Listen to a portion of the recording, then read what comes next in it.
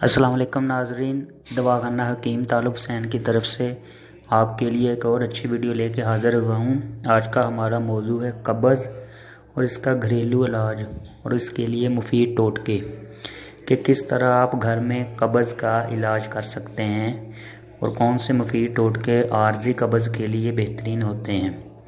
मैं आज आपको इसका बताऊंगा, लेकिन इससे पहले आप मेरा ये पेज लाइक कर लें, इसको सब्सक्राइब भी कर लें और इस पे जो वीडियो अच्छी लगे इसको शेयर भी किया करें लाजमी, ताकि ये अच्छी मालूमात और लोगों तक भी पहुँचे।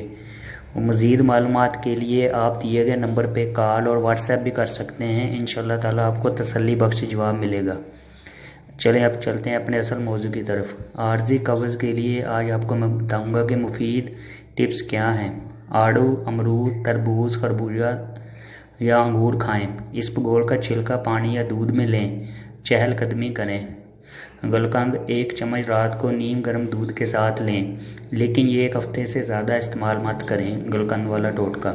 आधा चम्मच चाय रोगने बादाम गर्म दूध में रात को लें। आधा चम्मच जैतून ऑयल रात को सोने से पहले लें।